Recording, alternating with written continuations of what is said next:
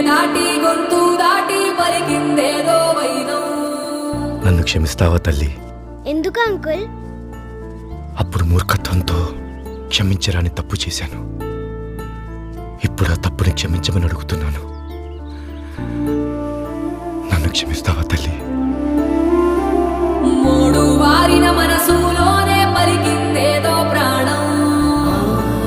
కన్నుల్లోనే గంగై పొంగిన ఆనందం, కాలంతో పరిహాసం చేసిన స్నేహం.